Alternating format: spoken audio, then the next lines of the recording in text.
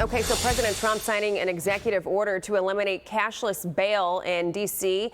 and a separate order threatening to revoke federal funding for other jurisdictions that use it, putting pressure on leaders in deep blue states like New York to follow suit. I don't like going to a town, city, place, a state, and then be criticized by some corrupt or incompetent governor where crime is rampant. I think the Democrats better get smart. And, you know, politically, I hope they don't. But actually, in terms of love for the country, I hope they do, because it would be good to work together.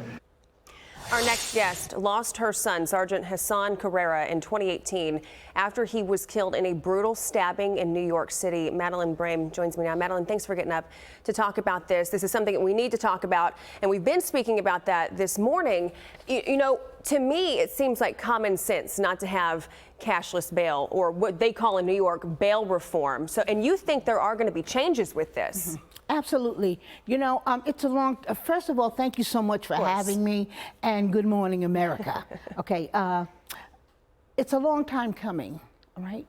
The minor tweaks that have been done to bail reform since 2021, 2022 are indicators that they know that it is an imperfect piece of legislation, because they've been tweaking around the edges of it to not really go to the core of what needs to be done, which is to repeal the entire piece of legislation, put it through a shredder, and start over from scratch. Yeah, start fresh. Yes. You know, I'm not saying that, you know, reform doesn't need to happen to the criminal justice system.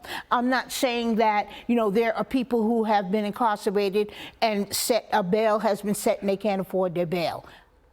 But this particular instance, this particular instance. Yeah. Yes. You know, in New York City, Mayor Eric Adams, his press secretary, we talked about this as well.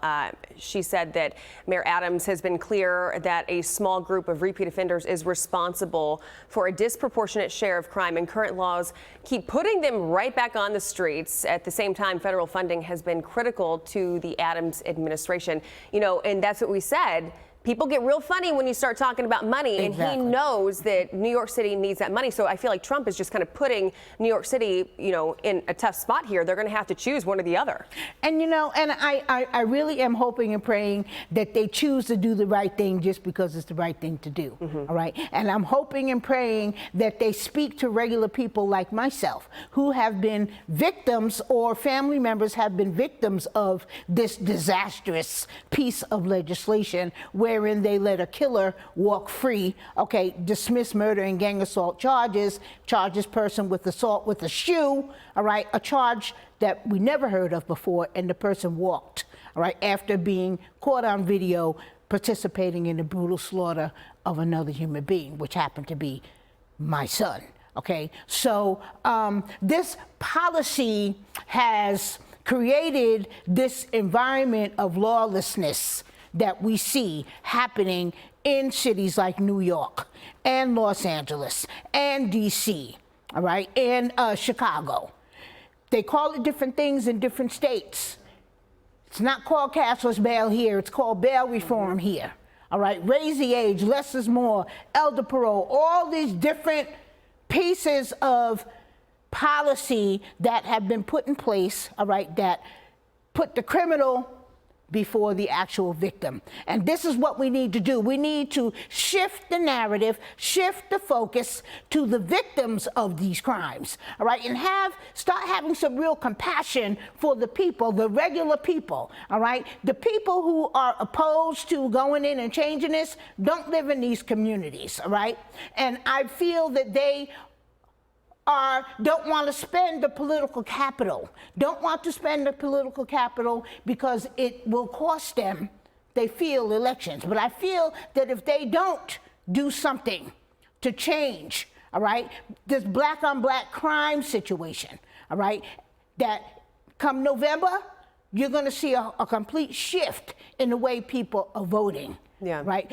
People are finally going to leave the plantation of the Democratic Party because they're showing that they have no care or concern about the regular people that live in Harlem and Brooklyn and the Bronx, especially the Bronx, is out of control. The Bronx is very dangerous. Out of control. Yeah, it really is. And, you know, it's not right when the paperwork isn't even finished by these police officers and they're already back on the street. It's an ever-revolving door of just crime on the city. Madeline, thank you so much for your time. I appreciate it.